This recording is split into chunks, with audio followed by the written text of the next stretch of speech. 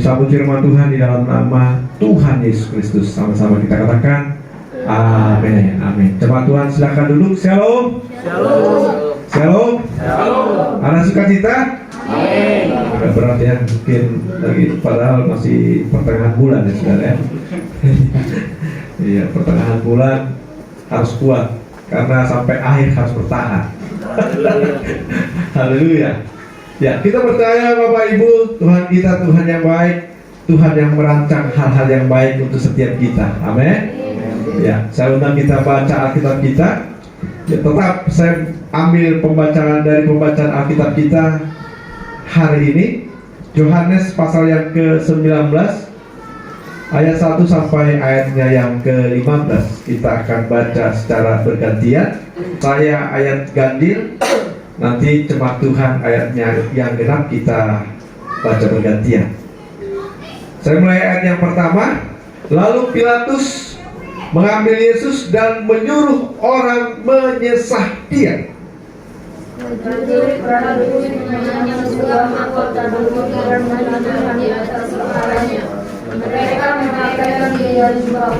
Dan sambil maju ke depan mereka berkata, "Salam, hai Raja orang Yahudi."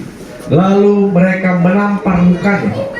Pilatus keluar lagi dan berkata kepada mereka, "Lihatlah, aku membawa Dia keluar kepada kamu, supaya kamu tahu bahwa aku tidak mendapat kesalahan apapun padanya." Lalu Yesus keluar bermahkota duri dan berjubah ungu. Maka kata Pilatus kepada mereka, "Lihatlah manusia itu." Ketika imam-imam kepala dan jaga-jaga itu melihat Dia, berteriaklah mereka, "Salibkan Dia, salibkan Dia." Kata Pilatus kepada mereka, "Ambil Dia dan salibkan Dia, sebab aku tidak mendapati kesalahan apapun padanya." Jawab orang-orang Yahudi itu kepadanya, "Kami mempunyai hukum, dan menurut hukum itu ia harus mati, sebab ia menganggap dirinya sebagai anak Allah." Ketika Pilatus mendengar perkataan itu, berkata kepada Dia. Lalu ia masuk pula ke dalam gedung pengadilan dan berkata kepada Yesus, "Dari manakah asalmu?" Tetapi Yesus tidak memberi jawab kepadanya. Maka kata Pilatus kepadanya, "Tidakkah engkau mau bicara dengan aku? Tidakkah engkau tahu bahwa aku berkuasa untuk membebaskan engkau dan berkuasa juga untuk menyalibkan engkau?" Yesus menjawab, "Engkau tidak mempunyai kuasa apapun terhadap aku, jikalau kuasa itu tidak diberikan kepadamu dari atas. Sebab itu Dia yang menyerahkan aku kepadamu lebih besar dosanya." Sejak itu Pilatus berusaha untuk membebaskan Dia, tetapi orang-orang Yahudi berkata, "Jika engkau membebaskan Dia, engkau bukanlah sahabat Kaisar. Setiap orang yang menganggap dirinya sebagai raja, dia melawan Kaisar." Ketika Pilatus mendengar perkataan itu, ia menyuruh membawa Yesus keluar dan duduk di kursi pengadilan di tempat yang bernama Litostrotos, dalam bahasa Ibrani Gabata. Hari itu ialah hari persiapan Paskah, kira-kira jam 12.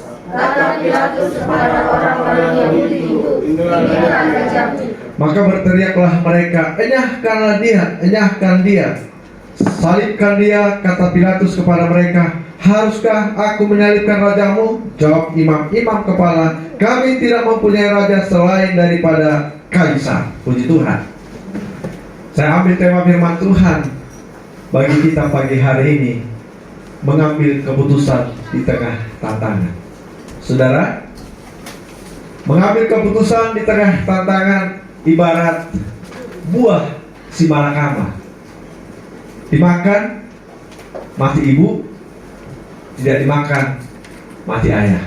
Kira-kira pilih yang mana? Ada sebuah video dikirim istri saya, saudara. Disurvei beberapa perempuan, ibu-ibu. Ditanya begini, "Kamu sayang gak sama suami?" "Sayang," katanya. Kalau dipilih, seandainya dikasih dua pilihan, siapa yang kamu pilih? Kamu mati duluan atau suamimu yang mati duluan? Rata-rata ibu-ibu mengatakan suami yang mati duluan katanya. Tapi katanya tadinya dia sayang. Tapi saudara, sebaliknya, ditanya kepada beberapa suami, kamu sayang nggak dengan istri? Sayang katanya. Kalau seandainya dipilih, siapa yang kamu pilih? Kamu yang mati atau istrimu yang mati? Suami rata-rata menjawab, saya yang mati katanya. Wah, kira-kira Pak Tommy ditanya siapa Pak? Kalau saya ditanya Pak, biarlah Tuhan yang berkehendak. Amin. Iya, saudara yang kasih Tuhan, mengambil keputusan di tengah kesulitan, di tengah tantangan yang berat itu tidak mudah. Ya nggak saudara? Tidak mudah. Di dalam perikop yang sudah kita baca ini, saya akan bagikan 3 pengambil keputusan. Kita belajar dari orang-orang yang dicatat di dalam Alkitab ini. 3 orang atau 3 pengambil keputusan di saat mereka menghadapi tantangan. Yang pertama, saudara, Pilatus. Kita melihat di sini bahwa Pilatus memilih mengingkari hati nuraninya. Pilatus memilih mengingkari hati nurani. Sebenarnya Pilatus tidak ada masalah dengan Yesus. Pilatus tidak benci dengan Yesus. Tetapi sebagai seorang wali kota dan juga merangkap sebagai hakim, dia punya kewajiban untuk menegakkan kebenaran. Kita melihat di ayat yang keempat dikatakan, Pilatus keluar lagi dan berkata kepada mereka, lihatlah, aku membawa dia keluar kepadamu supaya kamu tahu bahwa aku tidak mendapati kesalahan apapun padanya. Pilatus tidak mendapati kesalahan apapun kepada Yesus. Dan di ayat yang ke-12 dikatakan, sedang itu Pilatus berusaha untuk membebaskan dia, tetapi orang-orang Yahudi berteriak, jikalau engkau membebaskan dia, engkau bukanlah sahabat Kaisar. Setiap orang yang menganggap dirinya sebagai raja, ia melawan Kaisar. Ada satu keinginan Pilatus untuk membebaskan Yesus. Tetapi kalau kita melihat di ayat yang pertama, lalu Pilatus mengambil Yesus dan menyuruh orang menyesat dia. Prajurit-prajurit menghayam sebuah mahkota duri dan menaruhnya di atas kepalanya. Mereka memakaikan dia jubah ungu dan sambil maju di depan mereka berkata, salam hai Raja Yahudi. Lalu mereka menampar mukanya. Atas perintah Pilatus, Yesus ini disesat, Yesus ini disiksa, Yesus ini dianiaya. Saudara yang kasih Tuhan, kalau kita baca di dalam Matius, Injil Matius pasal yang ke-27 ayat yang ke-24. Nah, ketika Pilatus melihat bahwa segala usaha akan sia-sia, malah sudah mulai timbul kekacauan, ia mengambil air dan membasuh tangannya di hadapan orang banyak dan berkata, aku tidak bersalah terhadap darah orang ini, itu urusan kamu sendiri. Pilatus, seorang wali kota, seorang hakim, seorang pengambil keputusan, dia memilih cuci tangan. Saya pikir saudara, orang yang mengambil tindakan seorang pengambil keputusan dengan cuci tangan tidaklah tindakan yang adil, ya kan? Karena dia diberikan satu tanggung jawab, dia harus berlaku adil. Tetapi saudara, dia memilih untuk mencuci tangan. Dia memilih mengingkari hati nuraninya. Pertanyaan saya, jemaat Tuhan, bagaimana sikap kita ketika kita diperhadapkan dengan si malakama itu? Apakah kita memilih lari? Apakah kita memilih kabur? Atau kita memilih bertanggung jawab? Saya yakin saudara, orang yang bertanggung jawab akan ditolong Tuhan. Amin. Orang yang memilih bertanggung jawab, masalahnya akan selesai. Tapi orang yang memilih kabur, masalah yang sama akan timbul di tempat yang lain, ya, karena tidak belajar untuk menyelesaikan masalah. Walaupun kita diperhadapkan dengan si malakama itu, kita berdoa kepada Tuhan supaya Tuhan yang memberikan hikmat bagi kita. Amen. Ya. Orang yang kekurangan hikmat, Alkitab mengatakan mintalah hikmat. Di tengah tantangan yang seperti ini, saat ini, ketika saudara tidak ada uang, saudara ditawarkan uang haram, kira-kira bagaimana tindakan saudara? Saudara akan berkata, ambil tidak, ambil tidak, ambil. Wah, ambil. Atau saudara dengan tegas berkata, tidak. Saudara, memang sulit, saudara, ya kan? Ya. Kalau misalnya kita bekerja di tempat pekerjaan yang tidak mengerjakan kehendak Tuhan, bagaimana kita sebagai anak Tuhan? Itu bukan keputusan yang mudah. Tetapi saudara, di dalam segala hal Tuhan bisa melakukan perkara-perkara yang baik untuk kita. Amin. Bahkan hal yang tidak baik pun bisa Tuhan jadikan untuk kebaikan bagi kita, supaya kita belajar. Amin. Iya. Supaya kita dibentuk. Tapi adakah kita mau dibentuk? Mari kita katakan kepada Tuhan, ini aku, bentuklah aku menjadi bencana yang berguna di hadapan Tuhan. Amin. Iya. Tapi kita melihat di sini, saudara, Pilatus ini memilih kabur. Dia memilih cuci tangan. Dia memilih mengingkari hati nuraninya. Tapi kita anak Tuhan, hati nurani kita ini, disinilah roh Tuhan bisa berbicara bagi kita. Ya, tidak mudah memang, saudara. Tapi ini menjadi pertimbangan yang berat ketika kita berserah kepada Tuhan, dan kita harus berserah kepada Tuhan, dan kita harus minta pimpinan roh Tuhan yang memimpin kita. Amin.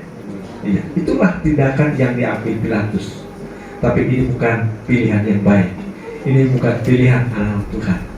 Ya, seperti apapun masalahnya kita harus tetap hadapi. Amin. Amin.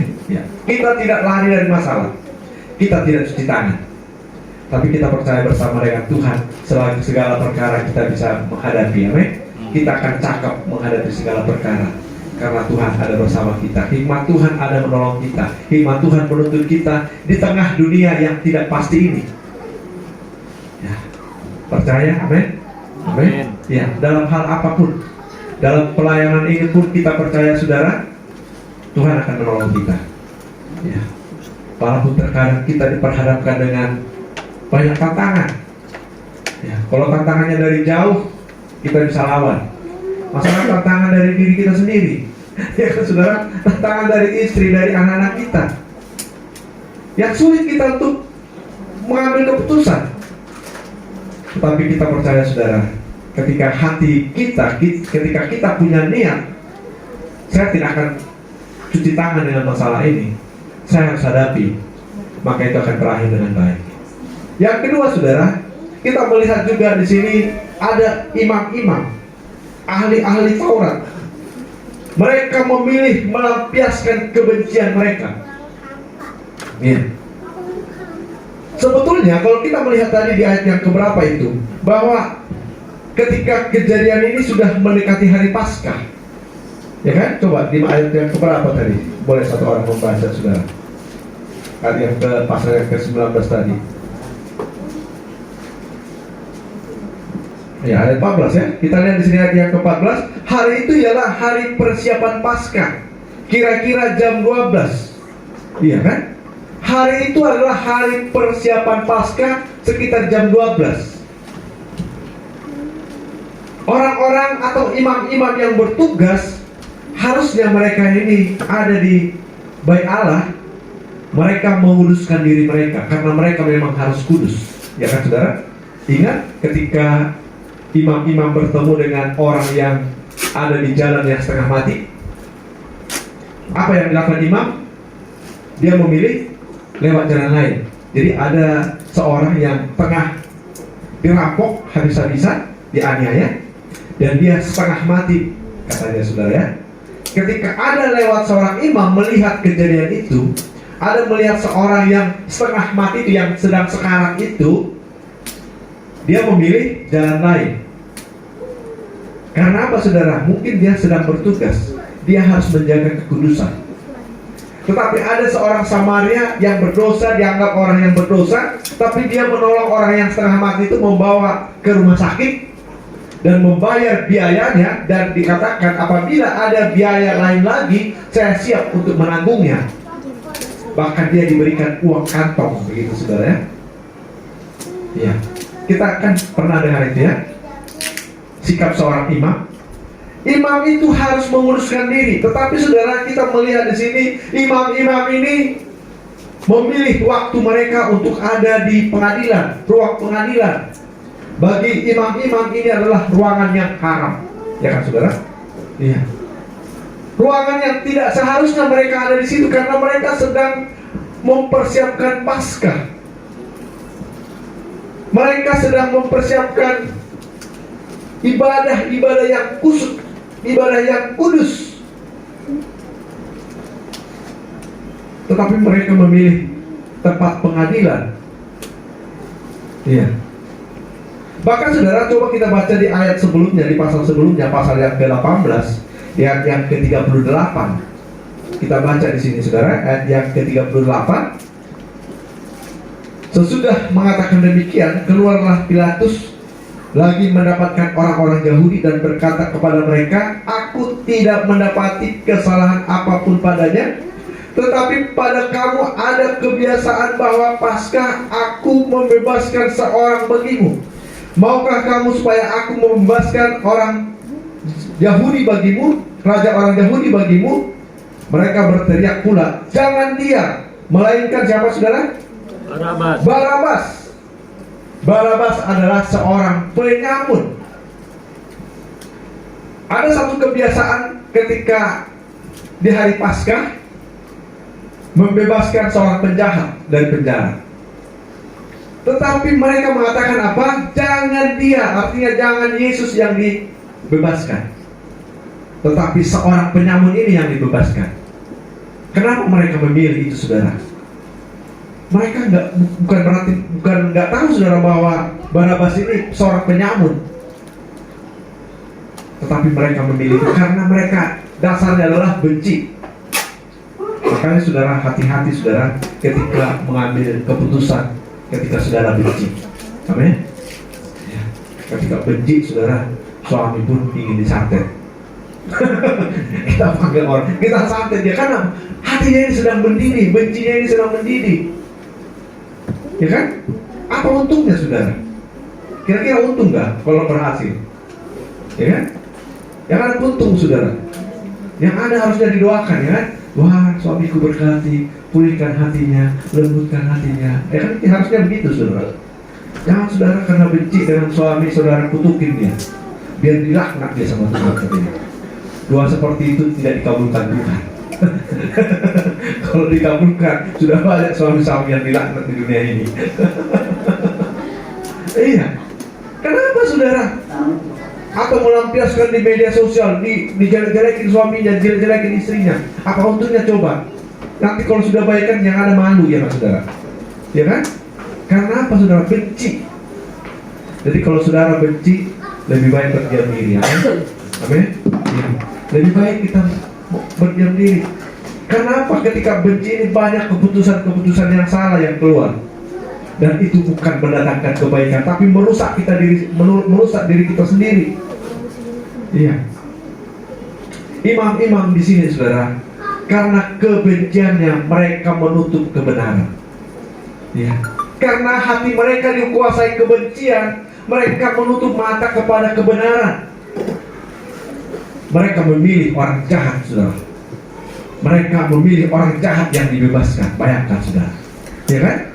Padahal mereka ini ahli hukum, ahli Taurat. Mereka ini adalah imam-imam yang bekerja di bait Allah, yang mereka tahu membedakan mana yang salah, mana yang baik. Tetapi mereka memilih saudara, memilih mereka melampiaskan kebenciannya. Kita anak Tuhan, jangan memilih melampiaskan kebencian kita. Amin. Iya. Apalagi terhadap istri, suami, terhadap anak-anak kita, karena itu tidak akan mendatangkan kebaikan. Tapi kita harus belajar, ini aku Tuhan, bentuklah aku biarlah menjadi bencana yang berguna. Amin, saudara.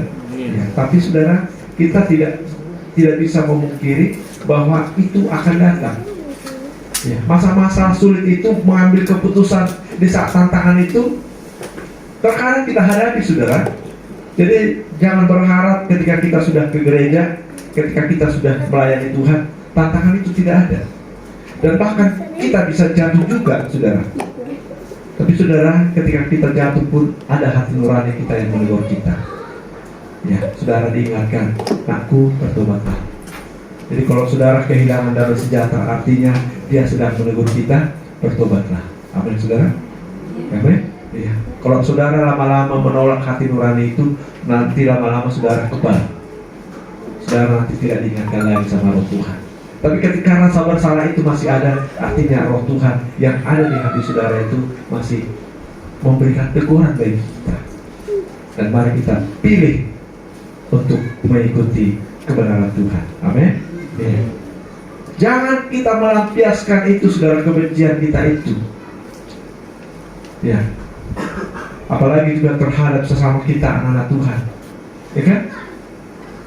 Ya, kita memilih lebih baik diam, saudara. Kalau memang kita tidak bisa, lebih baik kita memilih diam. Tidak usah kita tulis-tulis di status Facebook, walaupun tidak menyebut nama, kan? Tapi kan orang yang itu kan tahu, kan? Terus saya sering melihat orang-orang seperti itu. Ketika saya tahu maksud apa yang dikatakan ini, nanti dibalas lagi dengan orang yang dimaksud. Kita lihat, kan, orang ini lagi berantem. Karena kalau di grup, kan, walaupun tidak menyebut nama, kan, tapi kan sebenarnya kita tahu juga ini disampaikan ke siapa. Apalagi kalau statusnya anak Tuhan, apalagi statusnya hamba Tuhan. Ini statusnya imam, saudara, imam kepala lagi, saudara. Iya. Mereka ini orang-orang kudus. Mereka orang-orang yang melayani di bait Allah. Tapi seperti itu, saudara. Apakah seperti itu yang kita mau? Kita ini agama damai, tapi kita lampiaskan emosi kita. Wah, ini saya kira bukan kehendak Tuhan. Allah yang kita sembah itu tidak seperti itu. Amin. Allah yang kita sembah itu adalah Allah yang membawa damai sejahtera bagi kita, yang merancang damai sejahtera bagi kita. Ya, itulah Allah yang kita sembah. Jadi kalau kita melampiaskan kebencian kita, itu bukan kehendak Tuhan, tapi itu kehendak iblis. Itu kehendak setan. Saudara mau ikuti siapa? Ya, kita anak Tuhan, biar kita dibentuk makin indah. Amin. Makin sempurna. Yang terakhir, saudara, kita melihat di sini bagaimana Yesus memilih taat kepada kehendak Bapa. Ya, saudara, Yesus memilih taat kepada kehendak Bapa. Kalau kita melihat di Yohanes pasal yang ke-18, di ayat yang ke-4 ayat yang ke-6, dikatakan begini, maka Yesus yang tahu semua yang akan menimpa dirinya, maka maju ke depan dan berkata kepada mereka, siapa yang kamu cari? Jawab mereka, Yesus dari Nazaret. Katanya kepada mereka, akulah dia. Yudas yang mengkhianati dia berdiri juga di situ bersama-sama mereka. Ketika Yesus berkata kepada mereka, akulah dia, mundurlah mereka dan jatuh ke tanah. Jadi saudara, ketika suruhan imam-imam kepala itu untuk menangkap Yesus, Yesus berkata kepada mereka, siapa yang kamu cari? Yesus orang Nazaret, katanya. Saya dan dia, katanya. Ketika Yesus mengatakan begitu, mereka terjatuh. Artinya apa, saudara? Kalau Yesus tidak mau ditangkap pun, Yesus bisa lakukan. Ya kan, saudara? Iya. Karena dia maha kuasa. Bahkan dikatakan di Yohanes pasal yang ke-8, coba satu orang baca Yohanes pasal yang ke-8 ayat 59. Yohanes 8 ayat 59, demikian firman Tuhan. Lalu mereka mengambil batu untuk melempari dia, tetapi Yesus menghilang dan meninggalkan bait Allah. Ya. Jadi orang-orang Farisi ketika Yesus ada di bait Allah, mereka berdebat panas, begitu ya. Mereka hendak melempari Yesus. Yesus menghilang. Hilang. Mana dia, katanya? Yesus bisa lakukan, saudara. Karena memang Yesus kita itu adalah Allah sendiri. Ya. Tapi saudara, kita melihat di sini Yesus memilih untuk tetap taat kepada perintah Bapa. Memang dia, saudara, memang Yesus berdoa begini, Bapa, kalau sekiranya cawan ini bisa berlalu, biarlah. Tapi bukan kehendakku yang jadi, tapi biarlah kehendak Tuhan. Ya. Saudara yang kasih Tuhan Yesus Kristus, Yesus memilih taat kepada kehendak Bapa, dan inilah menjadi pilihan kita anak Tuhan. Amin. Ketika Daud diperhadapkan, ketika Daud melakukan sebuah kesalahan besar, maka kepada Daud dikasih 3 pilihan. Yang pertama dikatakan akan datang menimpa 3 tahun kelaparan di negerimu. Atau yang kedua, 3 bulan lamanya engkau melarikan diri dari musuhmu. Atau yang ketiga, 3 hari penyakit sampar di negerimu. Apa yang dipilih Daud? Sangat susah hatiku, kata Daud. Sangat susah hatiku, biarlah kiranya kita jatuh ke tangan Tuhan. Ini satu pilihan yang bijak. Amin, saudara. Ini adalah pilihan yang harus kita pilih sebagai anak-anak Tuhan. Biarlah kita jatuh kepada kehendak Tuhan. Biarlah kita mengikuti kehendak Tuhan. Amin. Jangan saudara lari ke dukun malah, saudara. Wah.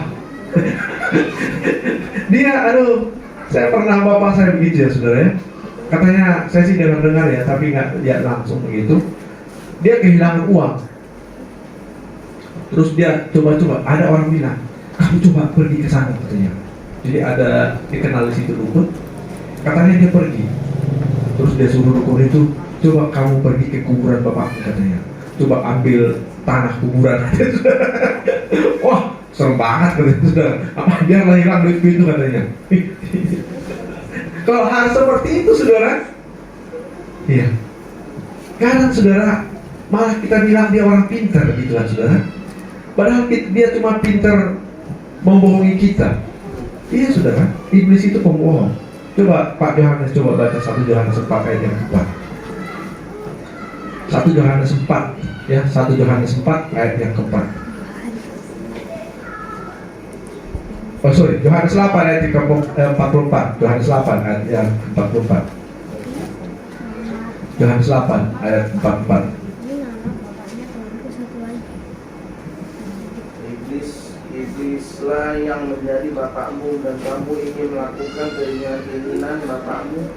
Dia adalah pembunuh manusia sejak semula dan tidak hidup dalam kebenaran, sebab di dalam dia tidak ada kebenaran. Apabila ia berkata dusta, dia berkata atas kehendaknya sendiri, sebab dia adalah pendusta dan bapa segala dusta. Apa iblis itu? Apa sekarang? Apa di belakang dia adalah bapa segala pendusta. Iblis itu kerjanya bohong, saudara. Iblis itu kerjanya dusta. Jadi jangan saudara berharap saudara mendapat kebaikan dari iblis, ya kan? Jangan berharap saudara akan mendapatkan kebaikan. Tidak ada yang gratis, saudara. Iblis itu tidak memberikan gratis. Ya.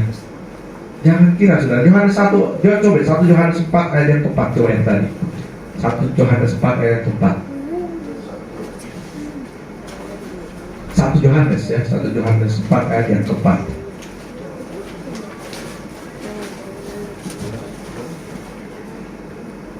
Satu Yohanes 4 ayat yang keempat. Kamu berasal dari Allah, anak-anakku, dan kamu telah mengalahkan nabi-nabi palsu itu. Sebab roh yang ada di dalam kamu lebih besar daripada roh yang ada di dalam dunia. Iya, saudara. Itu nabi-nabi palsu. Kamu itu dikatakan berasal dari Allah. Kita ini berasal dari Allah. Kamu telah mengalahkan nabi-nabi palsu itu, katanya.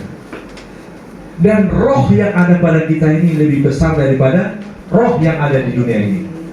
Jadi kalau roh Tuhan, ini rohnya huruf besar ya. Ini mengatakan roh Tuhan. Kalau roh Tuhan ada di dalam kita, maka roh di dunia ini lebih kecil, saudara. Iya. Roh yang ada di dunia ini kecil, sebab kita ini anak-anak Allah. Maka itu, saudara, jangan malah kita lebih percaya dengan roh-roh nabi-nabi palsu itu. Nabi-nabi palsu itu tidak bisa mengendalikan kita. Nabi-nabi palsu itu tidak bisa melakukan apa-apapun bagi kita. Dia bukan maha tahu, saudara ya. Ya, jangan saudara percaya bahwa iblis itu maha tahu. Roh-roh itu maha tahu, nggak tahu dia saudara, tapi dia sok tahu, dia pembohong, ya kan saudara? Tapi Tuhan kita yang maha tahu, amin, amin. Tuhan kita yang maha tahu, maha kuasa, dia bisa melakukan apapun yang dikehendaki. Ya, iblis itu sedang hanya untuk mencuri damai sejahtera kita. Makanya saudara, ketika kita percaya kepada dia, maka hilang damai sejahtera kita, ya kan? Hilang sukacita kita. Tapi saudara, inilah pilihan yang bijak yang dimiliki oleh Daud. Dia memilih memperbaiki diri, ya kan? Ya. Dia memilih memperbaiki diri. Dia memilih mencari Tuhan. Biarlah aku jatuh ke tangan Tuhan. Biarlah aku jatuh ke tangan Tuhan. Biarlah kita jatuh ke tangan Tuhan. Ya, kita memilih jatuh kepada kehendak Tuhan. Amin. Amin. Iya. Kita percaya saudara, Tuhan kita itu merancang kita untuk menikmati kebahagiaan. Ya, merancang kita dengan hari depan yang penuh harapan. Ya, itu rancangan Tuhan. Biar kita ikuti rancangan Tuhan. Biar kita ikuti kehendak Tuhan. Jadi ketika kita diperhadapkan dengan keputusan yang sulit, Yesus taat kepada kehendak Bapa. Daud memilih jatuh ke tangan Tuhan. Dan biarlah kita juga memilih jatuh kepada kehendak Tuhan. Kita mengikuti kebenaran Tuhan. Amin. Ya, jangan takut saudara. Ketika melakukan kebenaran Tuhan, ada roh Tuhan yang menolong kita. Ingat, Alkitab tadi mengatakan, kamu ini anak-anakku, kata Tuhan ya. Saya baca 1 Yohanes 4 ayat yang keempat. Kamu berasal dari Allah, anak-anakku, dan kamu telah mengalahkan nabi-nabi palsu itu, sebab roh yang ada di dalam kamu lebih besar daripada roh yang ada di dalam dunia. Dalam dunia ini rohnya kecil ya. Ya. Roh yang ada di dalam dunia ini lebih kecil saudara. Ya. Jangan pula saudara jadi takut sama setan gitu kan. Ya. Harusnya setan yang takut sama kita. Ya kan saudara? Malah ya takut sendiri. Kamar mandi aja harus gak mau buka. Ditutup, nggak ditutup kamar mandi, bayangkan. Masuk kamar mandi nggak ditutup. Takut apa? Takut setan. Wah, bukan setan yang takut saudara, malah orang yang takut kan masuk kamar mandi. Bukan. Wah, jangan begitu saudara. Roh yang ada di dalam dunia ini kecil saudara. Kita ini anak Tuhan. Amin. Katakan dulu kiri kanan. Kita ini anak Tuhan. Kita ini anak Allah. Ya, roh yang ada pada kita ini lebih besar. Nah, makanya saudara jangan takut mengambil keputusan apapun saudara di dalam Tuhan. Amin. Amin. Iya. Keputusan di dalam Tuhan itu yang terbaik. Itu yang terbaik saudara. Kita ini anak-anak Allah. Kita ini anak-anak yang maha tinggi saudara. Jadi saudara, sangat luar biasa kita di tengah dunia yang gelap ini, di tengah dunia yang penuh tantangan ini. Ya, kita memilih sikap seperti yang dilakukan Tuhan. Sikap yang dilakukan oleh Daud. Ya, Daud itu sebetulnya gak lepas dari kekurangan saudara ya. Tidak lepas dari dosa. Tapi ketika dia melakukan itu, ketika dia jatuh ke dalam dosa, dia bangkit mencari Tuhan. Ya, dia bangkit memilih jatuh di tangan Tuhan.